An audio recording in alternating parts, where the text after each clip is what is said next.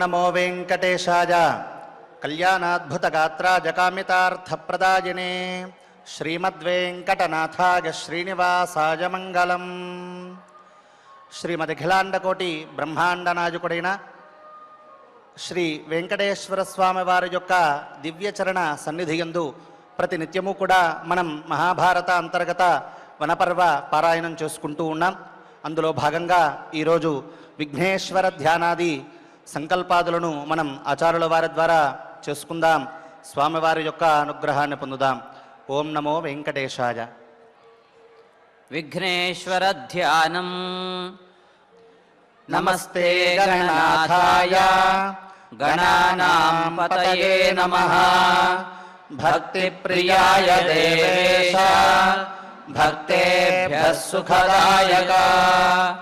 శ్రీనివాస ధ్యానం అనంత వేద సంవేద్యం నిర్దోషం గుణసాగరం అతీంద్రియం నిత్యముక్తం శ్రీనివాసం భజే నిశం. శ్రీకృష్ణ ధ్యానం వందే నవఘనశ్యామం పీతకౌశేయవాససం సానందం సుందరం శుద్ధం శ్రీకృష్ణం ప్రకృతేః పరం.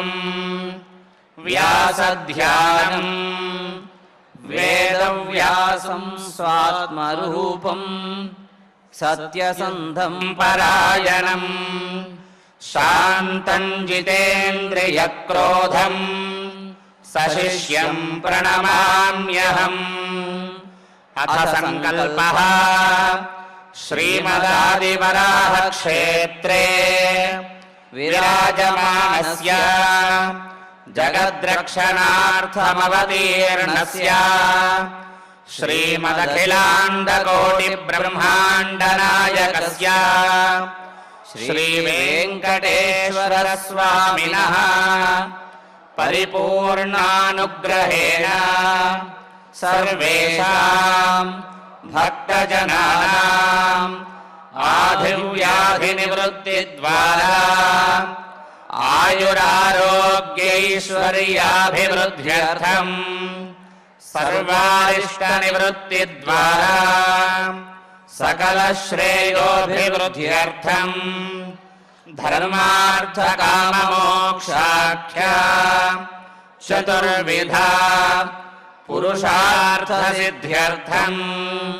సమస్త పాపక్షయార్థం శ్రీపరమేశ్వర ప్రీత్యర్థం శ్రీమన్మహాభారతే వనపర్వణి యథాశక్తి ద్వాత్రింశోऽధ్యాయాంతర్గత శ్లోకపారాయణం ఆచార్యముఖేన కరిష్యామహే. శ్రీకృష్ణ పరబ్రహ్మణే నమః. నారాయణం నమస్కృత్య నరం చైవ నరోత్తమం దేవీం సరస్వతీం వ్యాసం తతో జయముదీరగేత్. ప్రతినిత్యము కూడా ఆ శ్రీనివాసుని యొక్క దివ్య అనుగ్రహ విశేషము చేత మనం చక్కగా మహాభారత అంతర్గత వనపర్వంలో చెప్పబడినటువంటి అనేక ధర్మములను మనం యథాకించిత్ తెలుసుకుంటూ ఉన్నాం. అందులో భాగంగానే ఈరోజు కూడా కలియుగ అంతధర్మములు ఏవైతే ఉన్నాయో వాటిని మనం ఈరోజు తెలుసుకోవడానికి ప్రయత్నిద్దాం. మనం పూర్వం ఆల్రెడీ చెప్పుకొని ఉన్నాం. ఏమి అనంటే యుగములు 4, అవి కృతత్రేత ద్వాపర కలియుగములు అని. ఈ కృతయుగము యందు ధర్మము 4 పాదముల యందు నడుస్తూ ఉంటుంది. అంటే అధర్మం అనేటటువంటిది ఎవరు కూడా చెయ్యరు. అధర్మమునకు ఎటువంటి తావు కూడా ఆ యుగము యందు లేదు అన్నది మనం తెలుసుకున్నాం. అదేవిధంగా త్రేతాయుగము యందు 3 పాదముల యందు ధర్మము, 1 పాదము యందు అధర్మం అనేటటువంటిది నడుస్తుంది అని మనం చెప్పుకున్నాం. ఆ తదుపరి ద్వాపర యుగము యందు సమానముగా ఉన్నవి. ఏ విధంగా అనంటే రెండు పాదములు ధర్మము, ఇంకొక రెండు పాదముల యందు అధర్మము ఉన్నది. అంటే సామాన్యంగా ఆ యుగం అనేటటువంటిది నడుస్తూ ఉంటుంది. అందులో హెచ్చు తగ్గులు అనేటటువంటిది లేవు. ఇప్పటి వరకు కూడా ధర్మము యొక్క ప్రశంస ఏదైతే ఉందో, ధర్మమును ఆచరించడానికి యోగ్యమైనటువంటి కర్మలు ఏవైతే ఉన్నాయో అవన్నీ కూడా పూర్వం ఉన్నటువంటి కృతత్రేత ద్వాపర యుగముల యందు మన చేత నిత్యము కూడా చేయబడదగినవి, నిత్యము కూడా మనం ఆచరించేటటువంటి వారం.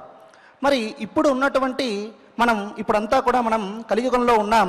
ఈ కలియుగంలో ధర్మము ఎన్ని పాదముల మీద నడవబడుతోంది అని అంటే, ఒకే ఒక్క పాదం మీద ధర్మం నడుస్తుందట, మిగిలినటువంటి 3 పాదములు కూడా అధర్మమునే ఆశ్రయించి ఉందట.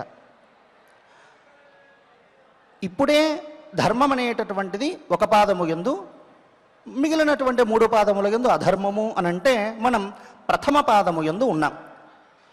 ఈ యుగాంతము యందు ఈ అధర్మం అనేటటువంటిది ఏ విధంగా ప్రబలిస్తుంది, దాని యొక్క బలాబలములు ఏవి అనంటే మనకు మహర్షులు చెప్పినటువంటి కొన్ని ధర్మ విశేషాలను మనం తెలుసుకుందాం. అంటే ధర్మ విశేషములు అనంటే కలియుగాంతము యందు అంటే యుగం అనేటటువంటిది ఇంకా క్షీణిస్తుంది, యుగం అనేటటువంటి అంతం జరుగుతుంది, యుగాంతముల యందు మనం ఏ విధంగా మన యొక్క ప్రవర్తన ఏ విధంగా ఉంటుంది అనేటటువంటి విషయాలని మనం ఈరోజు తెలుసుకుందాం.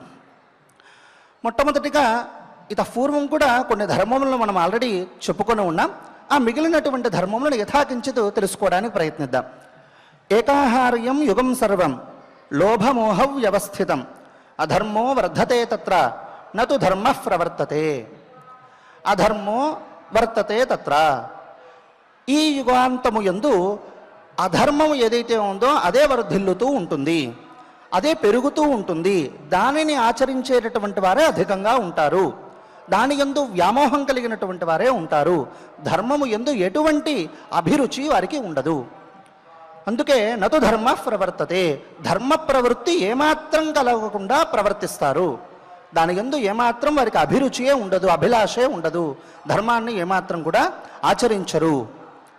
ఇంకా ఏ విధంగా ఉంటుంది అనంటే యుగాంతముల యందు బ్రాహ్మణాః క్షత్రియా వైశ్యాః న శిష్యంతి జనాధిప ఏకవర్ణస్తదాలోకః భవిష్యతి యుగక్షయే. ఇందులో ఈ యుగాంత సమయము యందు ఈ బ్రాహ్మణులని, క్షత్రియులని, వైశ్యులని ఈ విధమైనటువంటి వర్ణభేదములు అనేటటువంటిది ఏవి కూడా ఉండవు. ఒక్కటే ఒకటి ఉంటుంది, అది కూడా ఆ ఒక్క ధర్మము యందే, అంటే ఆ ఒక సంబంధమైనటువంటి మనుషులు మాత్రమే దానిని నడుస్తూ ఉంటారు, దానితో ప్రయాణం చేస్తూ ఉంటారు. లోకః భవతి యుగక్షయే. ఇంకా ఏ విధంగా ఉంటుంది అనంటే నా క్షంస్యతి పితాపుత్రం పుత్రశ్చ పితరం తథా భార్యాశ్చ పతి శుశ్రూషాం న కరిష్యతి సంక్షయే. న క్షంస్యతి పితాపుత్రం.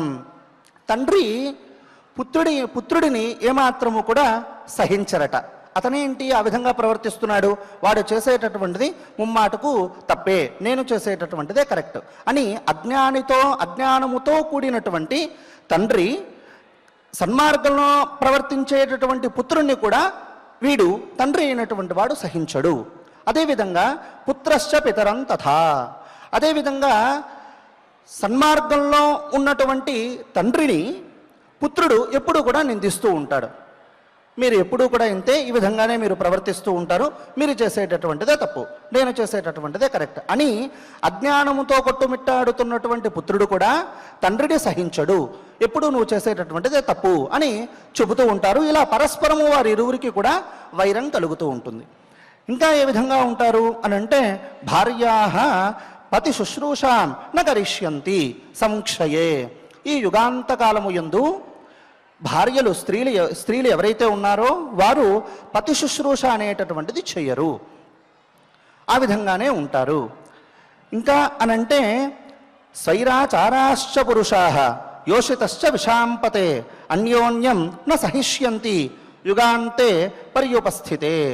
వీరు ఈ పురుషులు స్త్రీలు ఏ విధంగా ఉంటారు అనంటే స్వైరాచారాః, వారికి ఏది ఇష్టమైతే ఆ సమయంలో దానినే ఆచరిస్తారు, ఏదైతే ఇష్టం లేదో దానిని ఆచరించరు. అంటే వీడికి ధర్మమా అధర్మమా, ఇది చెయ్యవచ్చా ఇది చెయ్యకూడదా, కార్యాకార్యన విచక్షణ ఏదైతే ఉందో ఆ విచక్షణ లేకుండానే వీరు ప్రవర్తిస్తూ ఉంటారు. అలా ప్రవర్తిస్తూ కూడా అన్యోన్యం న సహిష్యంతి, వీరు ఇరువురిలోనే కూడా తగాదా వస్తూ ఉంటుందన్నమాట. వీడు చేసేటటువంటిది, భర్త చేసేటటువంటి పనులు భార్యకు నప్పవు, భార్య చేసేటటువంటి పనులు భర్తకు నప్పవు. ఈ విధంగా ఉంటుంది. యుగాంతే పర్యుపస్థితే.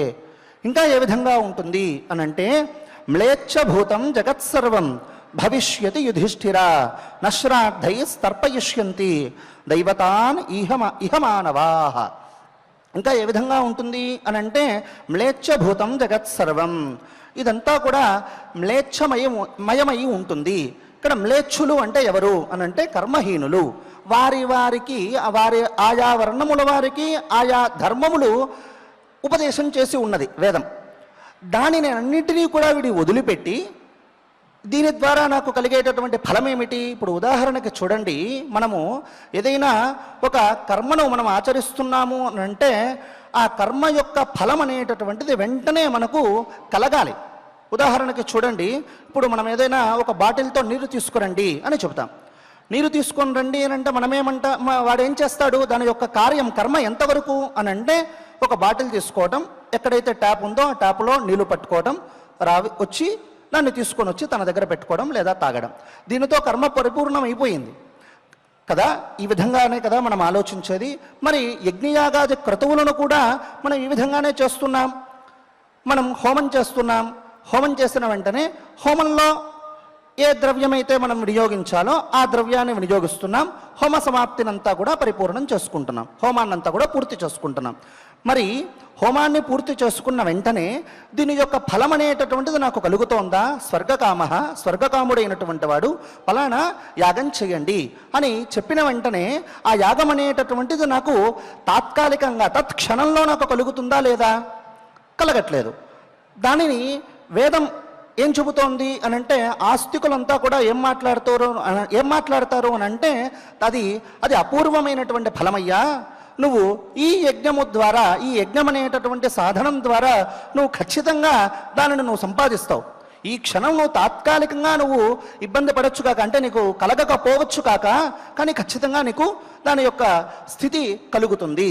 ఆ స్వర్గం అనేటటువంటి స్థితి నీకు కలుగుతుంది. ఆ ఫలం అనేటటువంటిది నీకు ఖచ్చితంగా ప్రాప్తిస్తుంది అని ఆస్తికుల యొక్క వాదన. మరి నాస్తికులు ఏమంటారు అంటే, నేను ఫలం చేసిన వెంటనే నాకు ఫలం, కర్మ చేసిన వెంటనే నాకు ఫలం రావాలి కదా, అది రావట్లేదు, కాబట్టి ఇది అనేటటువంటిది తుచ్చము, ఇది పనికిరాదు, దీనిని మీరు మమ్మల్ని అందరినీ కూడా తప్పు త్రోవ పట్టిస్తున్నారు. ఆ విధమైనటువంటి బుద్ధి కలిగినటువంటి వారు ఎవరెవరైతే ఉన్నారో వారిమయం అవుతుంది ఈ జగత్తంతా కూడా అని చెబుతూ ఉన్నారు. మ్లేచ్ఛభూతం జగత్సర్వం భవిష్యతి యుధిష్ఠిర. వారు ఎటువంటి వారు? ఆ మ్లేచ్ఛులు అంటే ఎటువంటి వారు అంటే, వారికి కర్మ మీద ఏమాత్రం జిజ్ఞాస లేనటువంటి వారు, కర్మ నష్టాన్ని చేసేటటువంటి వారు, కర్మకు నష్టం కలిగించేటటువంటి వారు, కర్మ ఏమాత్రం కూడా చేయకుండా ప్రవర్తించేటటువంటి వారు, దుష్టులు, ఈ విధమైనటువంటి స్థితిలో ఉన్నటువంటి వారు వారిదే పై చెయ్యి అవుతుంది అని చెబుతోంది. ఇంకా ఏమంటున్నారు అని అంటే, నశ్రాద్ధై తర్పయిష్యంతి దైవతా నిహమానవాః. ఇంకా ఈ శ్రాద్ధముల చేత పితృదేవతలందరూ కూడా తృప్తి చెందుతారు. శ్రాద్ధం అంటే ఏమిటి అని అంటే, శ్రద్ధయా తేజం శ్రాద్ధం అని వ్యుత్పత్తి. మనకు ఎంత శ్రద్ధ కలుగుతుందో అంటే, ఈ కర్మ పరిపుష్టం అవ్వాలి అని అంటే మనం దాని యందు, ఆ కర్మ యందు ఎంత శ్రద్ధ పెట్టాలో అంత శ్రద్ధను వహించి వాడు కర్మను ఆచరిస్తే ఖచ్చితంగా పితృదేవతలు అనేటటువంటి వారు సంతుష్టులవుతారు. ఆ విధమైనటువంటి స్థితిని కల్పించకపోవటం ఆ యుగాంతములో మనము చేయము. ఆ పితృదేవతలను మనం తృప్తి చెందము అంటే దాని యందు కర్మాసక్తి లేకుండా ప్రవర్తించడం అని అర్థం. ఇంకా ఏ విధంగా ఉంటారు అని అంటే, కేవలము పితృదేవతలు మాత్రమే కాదు, దేవతలు కూడా వారు తృప్తి చెందరు. ఎందుకు అనంటే, యజ్ఞయాగాది క్రతువులు అనేటటువంటిది జరగకుండా ఉంటాయి. తద్వారా దేవతలు కూడా తృప్తి చెందరు.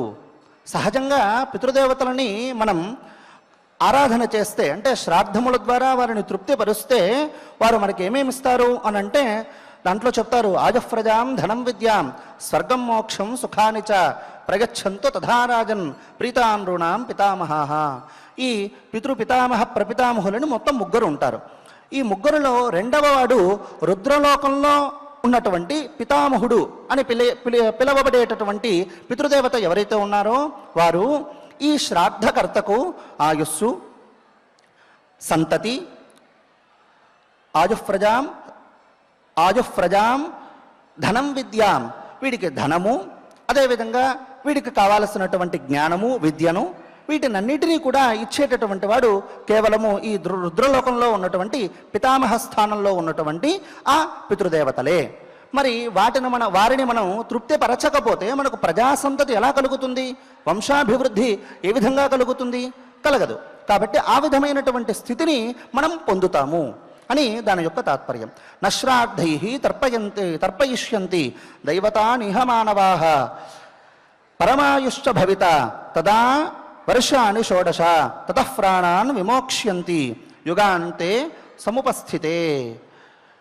ఇంకా ఏమంటున్నారు అనంటే పరమాయుష్ట భవిత తదా వర్షాన్ని షోడశ. సహజంగా మానవుడి యొక్క ఆయుప్రమాణం ఎంత అనంటే మనం చెబుతాం 120 సంవత్సరములు లేదు 100 సంవత్సరములు అని మనం చెబుతూ ఉంటాం. 100 సంవత్సరములు మనం అనుకుంటే మరి కలియుగంలో దానికి ముందున్నటువంటి కృతత్రేత ద్వాపర యుగములలో పలానా మన దశరథ మహారాజు 10,000 సంవత్సరాలు చక్కగా పరిపాలించారు అనేటటువంటి విషయాన్ని మనం విన్నాం. వారు ఆ విధంగా ప్రవర్తించారు, రాజ్యాన్ని చక్కగా పరిపాలించారు అనేటటువంటి విషయాలని మనం చక్కగా తెలుసుకున్నాం. మరి కలియుగంలో 100 సంవత్సరాలు ఏంటి అనంటే కలియుగాంతంలో ఇంకాస్త ఆయుప్రమాణం కూడా తగ్గుతుందట. అది కూడా ఎంతవరకు అనంటే తదా వర్షాన్ని షోడశ.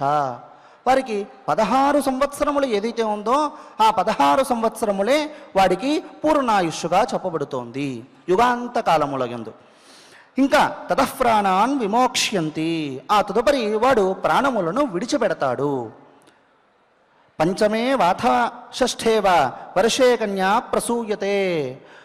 ఈ విధంగా ఉన్న స్థితి యందు ఈ స్త్రీలు ఉంటారే వారు 5 సంవత్సరముల వారికి 5 సంవత్సరముల యందు లేదు 6వ సంవత్సరము ఎందైనా వారు ప్రజోత్పత్తి కారకులు అవుతారట. అంటే సంతానాన్ని కలిగించేటటువంటి స్థితి వారికి కలుగుతుంది కేవలము 5-6 సంవత్సరములలో మాత్రమే. ఇంకా సప్తవర్ష అష్టవర్షాశ్చ ప్రజాస్యంతి నరాస్తదా.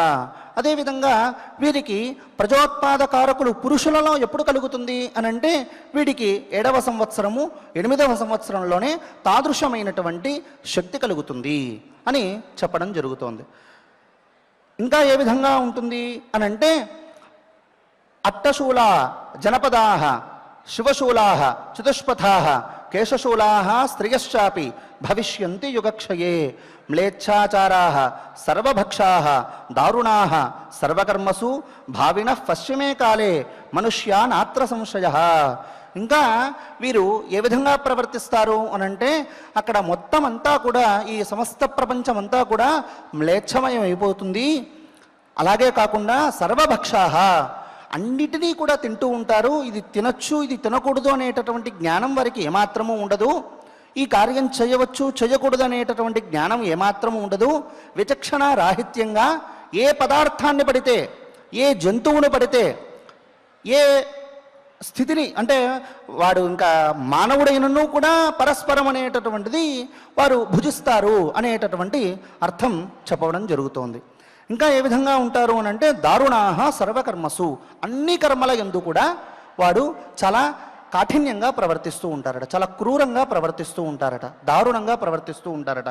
ఏమాత్రం వారికి ప్రేమ అభిమానం అనేటటువంటిది ఏమాత్రం లేక వారు విచ్చలవిడిగా ప్రవర్తిస్తూ విచక్షణారాహిత్యంగా ప్రవర్తిస్తూ ఉంటారట. ఇంకా ఏ విధంగా ఉంటారు అనంటే క్రయ విక్రయ కాలేచ సర్వస్య వంచనం. క్రయ విక్రయ కాలే ఒక వస్తువుని మనం అమ్ముతున్నాం.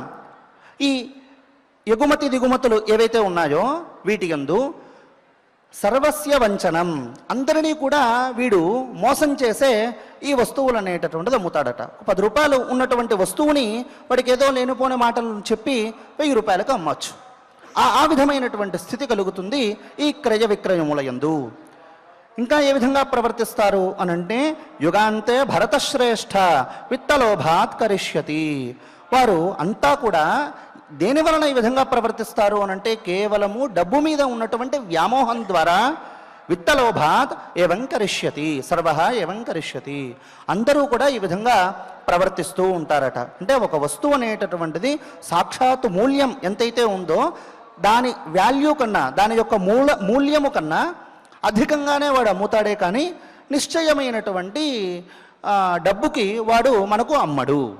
ఎప్పుడు కూడా నలుగురిని మోసం చేసేవాడు ఆ క్రయ విక్రయం అనేటటువంటిది జరుగుతూ ఉంటుంది. ఇంకా జ్ఞానాని చాపి అవిజ్ఞాయ కరిష్యంతి క్రియాస్తథా ఆత్మఛందేన వర్తంతే యుగాంతే సముపస్థితే. సరే, నువ్వు ఈ విధంగా ప్రవర్తిస్తున్నావు కదా అని చెప్పి ఎవరైనా వచ్చి ఓ మంచి మాటలు చెబితే వాడు దాన్ని తలకెక్కించుకోడట. వాడి బుద్ధికి ఏదైతే తోస్తుందో ఆత్మఛందేన వర్తంతే, వాడు ఇష్టం వచ్చినట్లుగా వాడు ప్రవర్తిస్తాడు. వాడికి ఆ క్షణం ఇది మంచిది, లేదు వీడిని నేను ఇబ్బంది పెట్టాలి అని అనుకుంటే ఖచ్చితంగా వాడిని ఇబ్బంది పెడతాడు. దాని ద్వారా వీడికి పుణ్యం వస్తుందా, పాపం వస్తుందా, ఇది ధర్మమా అధర్మమా అనేటటువంటి విచక్షణ ఏమాత్రం లేకుండానే వాడు ప్రవర్తిస్తాడు. జ్ఞానాన్ని అవిజ్ఞాయ, ఏమాత్రం వాడికి జ్ఞానం అనేటటువంటిది పూర్తిగా వాడికి ఉండదు. వాటినన్నిటినీ వదిలేస్తాడు, దానిని ఏమాత్రం తెలుసుకోకుండా. అవిజ్ఞాయ ఏవం కరిష్యంతి ఏతే, వీరు ఈ విధంగానే ప్రవర్తిస్తూ ఉంటారే కానీ ఈ విధంగా చేస్తే మనకేదో పాపం వస్తుంది, పుణ్యం వస్తుంది అనేటటువంటి ఆలోచన లేకుండానే ప్రవర్తిస్తారు అని దాని యొక్క తాత్పర్యం. ఇంకా ఏ విధంగా ప్రవర్తిస్తారు అనంటే స్వభావాత్ క్రూరకర్మాణః అన్యోన్యం అభిశంసినః, వారు స్వాభావికంగానే స్వభావాత్ క్రూరకర్మాణః, వారు సహజంగానే క్రూరమైనటువంటి మనస్సు కలిగినటువంటి వారు. వారు ఇంకా ఏదో పక్కవాడు ఏదో ఇబ్బంది పడతాడో మనం నిన్ననే చెప్పుకున్నాం. ఏమని అనంటే పక్కవాడికి ఇబ్బంది కలిగితే మనం ఎలా ఫీల్ అవ్వాలి అని అంటే సాక్షాత్తు ఆ స్థానంలో మనం ఉంటే మనం ఏ విధమైనటువంటి బాధను మనం పొందుతాం. కాబట్టి వాడు కూడా ఆ విధమైనటువంటి బాధను పొందుతూ ఉంటాడు. కాబట్టి మనకు ఆ విధమైనటువంటి బాధ నుండి వాడిని మనం ఏ విధంగా పక్కకు తీసుకురావాలి, వాడికి మనం ఏ విధంగా సహాయపడాలి, ఆ విధంగానే మనం ఆలోచించాలి అని మనం మొన్నటి ప్రవచనంలోనే మనం చెప్పుకున్నాం. కానీ యుగాంతము యందు ఆ విధంగా ఉండదట. స్వభావాత్ క్రూరకర్మాణః, అంత ఆలోచనా శక్తి కూడా వీడికి కలగకుండానే వాడు స్వాభావికంగానే క్రూర కర్మలను ఆచరిస్తూ ఉంటాడట, దారుణమైనటువంటి కర్మలను ఆచరిస్తూ ఉంటాడట. ఇంకా ఏ విధంగా ఉంటారు అనంటే అన్యోన్యం అభిశంసినః, పరస్పరము ఒకరి మీద ఒకరు చాడీలు చెప్పుకుంటూ ఉంటారట. వాడిట్లా చేశాడు, వీడిట్లా చేశాడు, వీడి ఈ విధంగా నా మీద ప్రవర్తించాడు అంటే వీడు చేసినటువంటి తప్పులు ఏవైతే ఉన్నాయో అవి ఏమాత్రం చెప్పకనే ఎదుటివాడు చేసినటువంటివి మాత్రమే, వాడు మంచి చేసినా దానిని తప్పుగా వీడు ఊహించుకొని అనుమానపడి వాడి మీద వీడు చాడీలు చెబుతూ ఉంటారట. అలా పరస్పరము కూడా, ఒకరే కాదు, వాడు అలాగే ఉంటాడు, వీడు అలాగే ఉంటాడు. ఈ విధంగా పరస్పరము ఒకరి మీద ఒకరు చాడీలు చెబుతూ బ్రతుకుతూ ఉంటారట. భవితారో జనాశ్రవే సంప్రాప్తేతు యుగక్షయే, ఈ విధంగా వారందరూ కూడా ఉంటారు. ఇంకా ఏ విధంగా ఉంటారు అనంటే ఆరామాంశ్చైవ వృక్షాంశ్చ నాశయిష్యంతి నిర్వ్యథాః, ఆరామాంశ్చైవ వృక్షాంశ్చ నాశయిష్యంతి. ఆరామం అంటే తోటలు. ఈ తోటలను కావచ్చు, లేదు పెద్ద పెద్ద వృక్షాలను కావచ్చు, ఆ వృక్షాలన్నిటినీ కూడా వీడు నాశనం చేస్తూ ఉంటాడు. వీళ్ళ తరము, ఆ పైతరము అంటే 2-3 తరాల నుండి వచ్చేటటువంటి వృక్షాలన్నింటినీ కూడా వీడు ఏమాత్రం కూడా లెక్క పెట్టక ఎన్ని సంవత్సరాలు వీడు దానిని కాపాడితే ఆ విధమైనటువంటి వృక్షం ఏర్పడింది అనేటటువంటిది ఏమాత్రం వీడు ఆలోచించక దాన్ని వెంటనే నాశనం చేస్తూ ఉంటారు. నాశనం చేశాక కూడా ఏదో పశ్చాత్తాపడతారా? ఏమాత్రం పశ్చాత్తాపడరు. నాకు ఈ క్షణం ఈ భూమి నాకు కావాలి, ఈ భూమి నాకు కావాలి కాబట్టి ఆ భూమి యందు ఒక వృక్షం ఉంది, లేదు ఒక తోట ఉంది, లేదు ఒక అడవి ఉంది, దాన్ని నేను ఈ క్షణమే నాశనం చేసేయాలి. నాశనం చేసేస్తే నాకు ఈ భూమి వస్తుంది కాబట్టి నేను ఈ విధంగా ఉంటాను. లేదు ఈ వృక్షము ద్వారా నేను ఇంటికి ఏదో కావలసినటువంటి సరుకు కావచ్చు, లేదు ఇంకొక రకమైనటువంటి వ్యాపారాన్ని నేను చేసుకొని తద్వారా వచ్చేటటువంటి ధనంతో నేను సుఖంగా ఉంటాను అనేటటువంటి భావనతోనే ఉంటాడే కానీ వాడికి ఏ విధమైనటువంటి పశ్చాత్తాపం కలగదు. ఇన్నేళ్ల నుంచి, ఇన్ని తరాల నుంచి ఈ చెట్టు అనేటటువంటిది మనం జాగ్రత్తగా కాపాడుతూ వస్తున్నాం. ఇది ఉండడం కాబట్టే మనమంతా కూడా ఉంటున్నాం అనేటటువంటి భావన లేకుండా నిర్వ్యథాహ భవిష్యంతి, ఎటువంటి వ్యథ బాధ లేకుండానే వారు ప్రవర్తిస్తూ ఉంటారు. ఇంకా ఏ విధంగా ఉంటారు అనంటే తథా లోభాభిభూతాశ్చ భవిష్యంతి, నిత్యము కూడా వారు ఎలా ఉంటారు అనంటే లోభముతోనే ఉంటారు, ఎప్పుడు కూడా ఆశతోనే జీవిస్తూ ఉంటారన్నమాట. ఆశతో జీవించడము అనంటే అలాగే జీవించాలి, కాదనట్లేదు. ఎప్పుడు కూడా ఉత్కృష్టమైనటువంటి స్థానమును గురించి వీడు ఆశపడాలి. ఎలా ఆశపడాలి అనంటే దానికంటూ ఒక మార్గం ఉంటుంది, ఒక సన్మార్గం ఉంటుంది. ధర్మ పద్ధతిగా వీడు ఆ స్థానాన్ని వాడు పొందితే సంతోషం. అలా కాకుండా అసన్మార్గంలో దుశ్చర్యలన్నింటినీ కూడా చేస్తూ నలుగురిని ఇబ్బంది పెడుతూ హింసిస్తూ వాడు ఆ పదవీకాంక్ష కలిగినటువంటి వాడై ఉంటారట. నిత్యము కూడా ఆ ఆశ వలన ఈ విధంగా ప్రజలందరినీ కూడా ఇబ్బంది పెడుతూ ఉంటారట. ఇంకా ఎలా ఉంటారు అనంటే బ్రాహ్మణ స్వోపభోగిన బ్రాహ్మణాంశ హనిష్యంతి, ఈ బ్రాహ్మణుల యొక్క ధనము ఏదైతే ఉందో ఆ సొత్తుని అతను అనుభవిస్తూనే ఆ బ్రాహ్మణులనే వీరు హనిష్యంతి, నాశనం చేస్తూ ఉంటారు. అటువంటి బ్రాహ్మణులు ఇంకా ఏం చేయాలో తెలియక వారు కూడా హాహాకృత ద్విజాశ్చైవ భజార్త వృషలార్థిత, అలా బాధపడుతూ ఉన్నటువంటి ప్రజలు ఎవరైతే ఉన్నారో వారందరూ కూడా భయకంపితులై ఏం చేయాలో తెలియక ఎక్కడికి పడితే అక్కడికి తన స్వగ్రామం కావచ్చు, ఇంకొకటి కావచ్చు వాటి నుండి వారు వేరే గ్రామాన్ని పొందడము, లేదు మంచి వాళ్ళ దగ్గరికి ఉండడము, లేదు ఇంకెక్కడైనా సరే వాడికి ఆశ్రయం దక్కుతుందా అనేటటువంటి ఆలోచనతోనే ఆశతోనే వారు కూడా బ్రతుకుతూ ఉంటారట. ఇంకా వీరు ఏ విధంగా ఉంటారు అనంటే ధర్మ సంబంధమైనటువంటి కృత్యములు ఏవైతే ఉన్నాయో, కర్మలు ఏవైతే ఉన్నాయో వాటిని ఏమాత్రము కూడా ఆచరింపక నిత్యము ఇప్పుడు మనం చెబుతూ ఉన్నటువంటి అధర్మమైనటువంటి పనులనన్నిటినీ కూడా వాడు చేస్తూ పాపపు భీతి పుణ్యము నుంచి వచ్చేటటువంటి సుఖాన్ని ఏమాత్రం వాడు నేను పొందను అనేటటువంటి కాంక్షతో అనేటటువంటి ఆలోచనతో వాడు బ్రతుకుతూ వాడు నిత్యము కూడా పాపపు కర్మలనే చేస్తూ ఉంటాడు. అటువంటి పాపపు కర్మలు ఏవీ కూడా చేయకుండా మనం ప్రవర్తించాలి అనంటే ఖచ్చితంగా మన ఇంద్రియములు ఏవైతే ఉన్నాయో నిన్నటి ప్రవచనంలో మనం చెప్పుకున్నట్లుగా చక్కగా మన బుద్ధి దేని యందో అయితే ఇది చేయొచ్చు ఇది చేయకూడదు అనేటటువంటి కార్యకార్య విచక్షణ స్థితిలో మన బుద్ధిని ఉంచుకొని దీనిని ఈ విధంగానే మనం ఆచరించాలి, దీన్ని ఈ విధంగా మనం ఆచరించకూడదు అని మనం తెలుసుకొని ఆ విధంగానే మన ఇంద్రియములన్నింటినీ కూడా నిగ్రహం చేసుకొని సన్మార్గంలో మనం ఎప్పుడైతే ప్రవర్తిస్తామో ఖచ్చితంగా ఈ కలిపురుషుడు యొక్క దుర్మార్గము దుశ్చేష్టలు ఏవైతే ఉన్నాయో అవి మన దగ్గరికి రాకుండా ఉంటాయి. మనం ఎప్పుడైతే అలా ఆలోచిస్తామో మనమే కాదు మన భావితరాలు కూడా ఖచ్చితంగా దీని ద్వారా ఇబ్బంది పడతారు అనేటటువంటిదే ఈ వృత్తాంతం, ఈ అధ్యాయము యొక్క సారాంశం. మనం ఈ విధంగా చెప్పుకుంటూ పోతూ ఉంటే అనేక ధర్మములను కలియుగంలో ఈ విధంగా కలియుగాంతంలో ఈ విధంగా మానవుల యొక్క చేష్టలు ఉంటాయి అనేటటువంటి విషయాలను అనేకములు ఉన్నాయి. సమయానుసారంగా మనం చెప్పుకోవాలి కాబట్టి ఈరోజు యథావిధిగా ఇంతవరకు మనం చెప్పుకున్నాం. ఇక ఆచార్యుల వారి ద్వారా 32వ అధ్యాయంలో ఉన్నటువంటి శ్లోకాలను మనం చక్కగా పారాయణం చేసుకుందాం. స్వామివారి యొక్క అనుగ్రహాన్ని పొందుదాం. ఓం నమో వెంకటేశాయ. శ్రీ వెంకటేశ చరణౌ శరణం ప్రపద్యే. ఋషులు క్రాంతదర్శులు అంటే వర్తమాన కాలాన్ని, భూతకాలాన్ని, భవిష్యత్ కాలాన్ని సమానంగా చూడగలిగిన శక్తి గలవారు.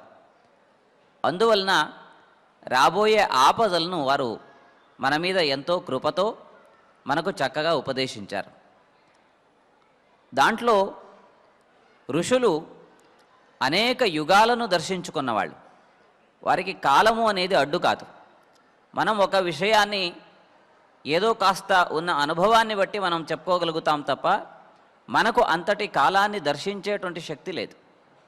అలాగే ఇతిహాసము అని మనం ఏదైతే చెప్తామో పుస్తకాలలో రాసిన విషయాలను మాత్రమే మనము చదువుకొని 100 ఏళ్ల క్రితం, 50 ఏళ్ల క్రితం లేదా 400 సంవత్సరాల క్రితం ఇలాంటి యుద్ధాలు జరిగాయి, ఇలాంటి విషయాలను మనం తెలుసుకొని చెప్పగలుగుతాం. వాటిని మనం ఇతిహాసం అంటాం. దాని అవతల ఏమిటి ఉన్నది అనే విషయాన్ని కూడా చెప్పే పరిస్థితిలో మనం ఉండం. ఇది సామాన్యుల యొక్క స్థితి. కానీ ఋషుల యొక్క స్థితి దానికి చాలా భిన్నమైనది. ఋషులు మనం ఎలా ప్రత్యక్షంగా మన ముందర జరుగుతున్న విషయాలను చూడగలుగుతామో ఆ విధంగా 3 కాలాలను కూడా చూడగలిగినటువంటి శక్తి కలిగి ఉన్నారు. మనం కూడా మన కళ్ళ ముందర మనకు కనపడేటట్టుగా జరిగే విషయాలను తెలుసుకోగలుగుతాము తప్ప మన వెనక కానీ లేదా మనకు తెలియని ఇంకొక ప్రదేశంలో జరుగుతున్న విషయాన్ని కానీ తెలుసుకునే శక్తి మనకు లేదు. కాబట్టి మనకు ఉండేటువంటి పరిమితి చాలా చాలా చిన్నది. ఋషులు భవిష్యత్ కాలంలో ఏం జరుగుతోంది, ఇంతకు ముందు ఏమి జరిగింది, ఈ 2 విషయాలను కూడా మహాభారతంలోనూ పురాణాలలోనూ చక్కగా వర్ణించి వివరించి చెప్పారు. దానికి కారణం ఏంటంటే, ఒక వ్యక్తి ఒక ప్రయాణానికి బయలుదేరినప్పుడు ఆ మార్గంలో ఇంతకు ముందు ప్రయాణించినటువంటి వ్యక్తి ఈ ప్రయాణంలో పలానా ఊరు వస్తుంది, ఆ ఊర్లో పలానా వస్తువులు దొరుకుతాయి, లేదా పలానా ఊర్లో ఒక నది వస్తుంది, దాన్ని దాటడం కష్టం, ఎన్ని ఇబ్బందులు ఆటంకాలు ఉన్నాయో అన్నిటినీ కూడా చెప్పగలుగుతాడు. అలాంటి ఆపదల గురించి మనకు ముందే తెలిసి ఉన్నట్లయితే జాగ్రత్త పడే అవకాశం ఉంది. కనుక ముఖ్యంగా మనం కలియుగంలో ఉండేటువంటి మనం చాలా ప్రమాదకరమైన స్థితిలో ఉన్నాం. మనం ఏంటంటే చాలా ప్రమాదంలో ఉన్నప్పటికీ కూడా చాలా హాయిగా ఉన్నాము అనే ఒక భ్రమలో ఉంటూ ఉంటాం. అందువలన ఏ ద్వాపరయుగంలోనో త్రేతాయుగంలోనో ఉన్న ఋషులు రాబోయే కలియుగంలో ఎటువంటి పరిస్థితులు ఎదురవుతాయి అనే విషయాన్ని ముందుగానే చెప్పారు. విదేశీయులు ఒక చిన్న ఉపమానం చెప్పారు. ఆ ఉపమానం ఏమిటంటే, ఒకడు నదిలో ఒక చిన్న పడవ పట్టుకొని ఒక తెప్ప మీద కూర్చొని ప్రయాణం చేస్తూ ఉన్నాడు. చాలా విశాలమైన నది కనుక ఆ నది యొక్క ప్రవాహం అతనికి కనపడడం లేదు, తెలియడం లేదు. అందువలన అతను దాంట్లో కూర్చొని చుట్టుపక్కల ఉండేటువంటి ఆ సౌందర్యాన్నిటినీ కూడా ఆస్వాదిస్తూ ముందుకు వెళ్ళిపోతున్నాడు. ఆ నదిలో ఇతని యొక్క వేగం, అంటే ఆ పడవ యొక్క వేగం క్షణక్షణానికి పెరుగుతుంది అనే విషయం అతనికి అర్థం కావడం లేదు. నది చాలా విశాలంగా ఉంది కనుక అతని మనస్సులో ఆ విషయం రాలేదు. అతను ఏమనుకుంటున్నాడు, చాలా హాయిగా ఉన్నాను, చాలా సంతోషంగా నా ప్రయాణం సాగుతోంది అని అనుకుంటాడు తప్ప రాబోయే ప్రమాదకరమైనటువంటి ఆ జలపాతం ముందర ఉన్నది అనే విషయం అతనికి అర్థం కావడం లేదు.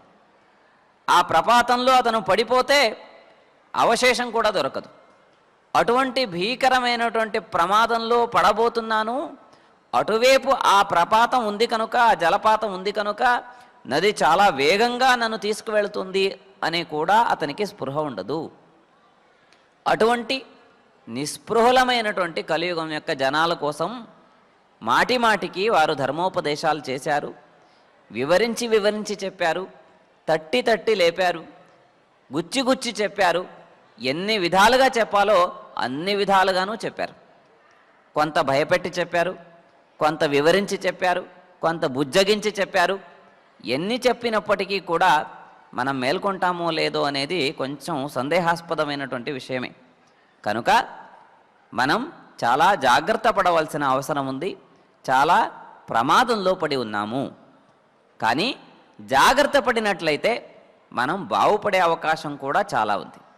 ఇది ప్రమాదము అని తెలిసినట్లయితే మనం అటువైపు వెళ్లకుండా జాగ్రత్త పడే అవకాశం ఉంటుంది. కనుకనే వారు అటువంటి హెచ్చరికలు చేశారు. కాబట్టి ఇది చాలా ప్రమాదకరమైన స్థానం కనుక మీరు నిదానంగా ప్రయాణం చేయండి. మనం దారిలో వెళుతూ ఉంటే కొన్ని చోట్ల ఇక్కడ ప్రమాదాలు జరిగే అవకాశం ఉంటుంది కనుక మీరు వేగంగా వెళ్ళకండి, వాహనాన్ని నడపకండి అని అంటూ ఉంటారే. మనం నిదానంగా వెళ్ళినట్లయితే ఆ ప్రయాణం ఖచ్చితంగా సురక్షితంగా సాగుతుంది. అలాగే ఇక్కడ కూడా కలియుగమైనప్పటికీ కూడా వెసులుబాట్లు కూడా ఎన్నో ఉన్నాయి. మనం చాలా జాగ్రత్తగా నడవలసినటువంటి అవసరం ఉంది. చక్కగా ఈ కలియుగం యొక్క వివరణను భరద్వాజ గారు వివరించారు. మనం యథావిధిగా ఈరోజు ఈ ద్వాత్రింశోధ్యాయ 32వ అధ్యాయంలోని కొన్ని శ్లోకాలను యథాసమయం పారాయణం చేసుకొని తర్వాత చక్కగా గోవిందనామాలను పాడుకుందాం. అథ అథ శ్రీమహాభారతే శ్రీమన్మహాభారతే వనపర్వాంతర్గత వనపర్వాంతర్గత అర్జునాభిగమన పర్వణి అర్జునాభిగమన పర్వణి ద్రౌపదీ వాక్యే ద్రౌపదీ వాక్యే ద్వాత్రింశోధ్యాయః ద్వాత్రింశోऽధ్యాయः ద్రౌపద్యువాచ ద్రౌపద్యువాచ నావమన్యే న గర్హే చ నావమన్యే న గర్హే చ ధర్మం పార్థ కథంచన ధర్మం పార్థ కథంచన ఈశ్వరం కుత ఏవాహం ఈశ్వరం కుత ఏవాహం ఆవముస్యే ప్రజాపతిం ఆవమంస్యే ప్రజాపతిం ఆర్తాహం ప్రలపామీదం ఆర్తాహం ప్రలపామీదం ఇతి మాం విద్ధి భారత ఇతి మాం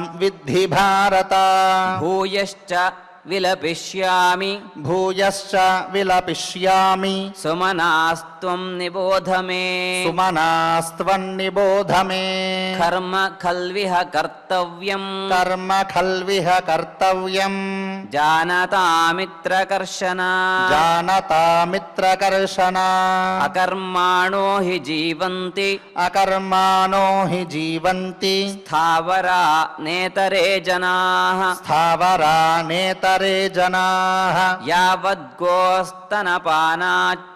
యావద్గోస్తనపానాచ్చ యావచ్ఛాయోపసేవనాత్ యావచ్ఛాయోపసేవనాత్ జంతవః కర్మణా వృత్తిం జంతవః కర్మణా వృత్తిం ఆప్నువంతి యుధిష్ఠిరా ఆప్నువంతి యుధిష్ఠిరా జంగమేషు విశేషేణ జంగమేషు విశేషేణ మనుష్యా భరతర్షభ మనుష్యా భరతర్షభ ఇచ్ఛంతి కర్మణా వృత్తిం ఇచ్ఛంతి కర్మణా వృత్తిం అవాప్తుం ప్రేత్య చేహ చ అవాప్తుం ప్రేత్య చేహ చ ఉత్థానమభిజానంతి ఉత్థానమభిజానంతి సర్వభూతాని భారత సర్వభూతాని భారత ప్రత్యక్షం ఫలమశ్నంతి ప్రత్యక్షం ఫలమశ్నంతి కర్మణాం లోకసాక్షికం కర్మణాం లోకసాక్షికం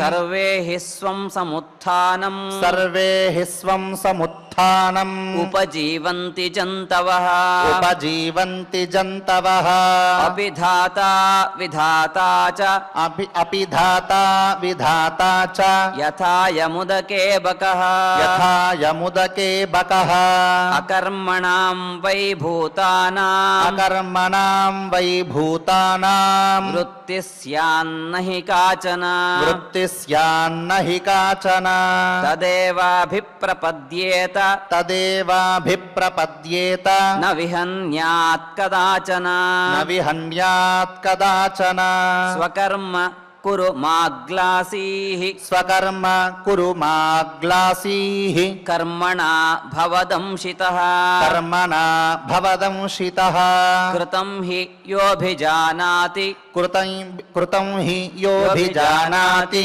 సహస్రే సోస్తి నాస్తి చ సహస్రే సోస్తి నాస్తి చ తస్య చాపి భవేత్ కార్యం తస్య చాపి భవేత్ కార్యం వివృద్ధౌ రక్షణే తథా వివృద్ధౌ రక్షణే తథా భక్ష్యమాణో హ్యనాదానాత్ భక్ష్యమానో హ్యనాదానాత్ క్షీయేత హిమవానపి క్షీయేత హిమవానపి ఉత్సీదేరన్ ప్రజాః సర్వాః ఉత్సీదేరన్ ప్రజాః సర్వాః న కుర్యుః కర్మ చేద్భువి న కుర్యుః కర్మ చేద్భువి తథా హ్యేతా న వర్ధేరన్ తథా హ్యేతా న వర్ధేరన్ కర్మ చేదఫలం భవేత్ కర్మ చేదఫలం భవేత్ ఆపి చాప్యఫలం కర్మ ఆపి చాప్యఫలం కర్మ పశ్యామః కుర్వతో జనాన్ పశ్యామః కుర్వతో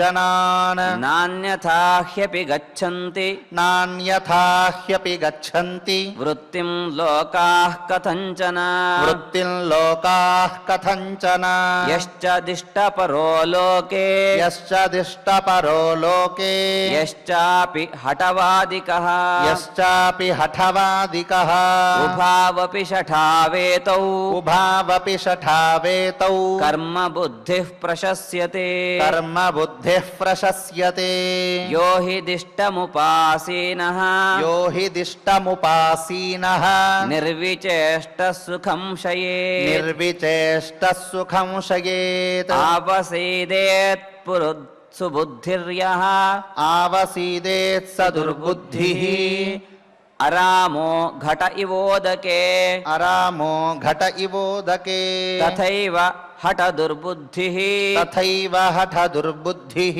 శక్తః కర్మణ్యకర్మకృత్ శక్తః కర్మణ్యకర్మకృత్ ఆసీత న చిరం జీవేత్ ఆసీత న చిరంజీవేత్ అనాథ ఇవ దుర్బలః అనాథ ఇవ దుర్బలః ఇతి ఇతి శ్రీమహాభారతే శ్రీమహాభారతే వనపర్వాంతర్గత వనపర్వాంతర్గత అర్జునాభిగమన పర్వణి అర్జునాభిగమన పర్వణి ద్రౌపదీ వాక్యే ద్రౌపదీ వాక్యే ద్వాత్రింశోऽధ్యాయే ద్వాత్రింశోऽధ్యాయే పంచదశ శ్లోకాః పంచదశ శ్లోకాః. చక్కగా ఆచార్యుల వారి ద్వారా మనం శ్లోకపారాయణం చేసుకున్నాం. ఇక అన్నమాచార్య ప్రాజెక్టు కళాకారులు సరస్వతీ ప్రసాద్ గారు వారి బృందం సిద్ధంగా ఉన్నది గోవిందనామ సంకీర్తన చేయుటకు. మనమందరము కూడా వారితో కలిసి గోవిందనామ సంకీర్తన చేద్దాం. స్వామివారి యొక్క అనుగ్రహాన్ని పొందుదాం. ఓం నమో వెంకటేశాయ. స్వామి బోధానంద గోసేవ ఆశ్రమం సైథాపూర్. జ్యోతిష్యం వాస్తుశాస్త్రం మన పూర్వీకులు మనకిచ్చిన వరం. దుర్గాదేవి కాలభైరవ ఉపాసనతో వాక్సిద్ధి పొందిన శ్రీ శ్రీ బోధానందగిరి స్వామివారు మీకు ఎలాంటి సమస్యలున్నా, వాటిలో ముఖ్యంగా ధన నష్టం, ఆరోగ్య నష్టం, భార్యాభర్తల మధ్య గొడవలు, ప్రేమించుకున్న వారు దూరం అవడం, ఎన్ని సంబంధాలు వచ్చినా పెళ్లి ముడి పడకపోవడం, రోడ్డు ప్రమాదాలు, అప్పుల బాధలు, వ్యవసాయంలో నష్టాలు, పెద్దల మాట పిల్లలు వినకపోవడం, ఆరోగ్య శాంతి, గృహశాంతి, మనశ్శాంతి లేకపోవడం, ఇలాంటి సమస్యలు ఉన్నట్లయితే ఒక్కసారి స్వామీజీని కలవండి. మీ సమస్యలకు తగిన పరిష్కారాన్ని పొందండి.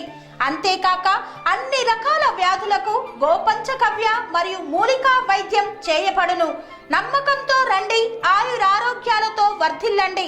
మా అడ్రస్ స్వామి బోధానంద గోసేవ ఆశ్రమం సైథాపూర్, వీరభద్రస్వామి గుడి దగ్గర, యాదగిరిగుట్ట. సంప్రదించవలసిన నెంబర్ 9849213754 మరియు 9618034138.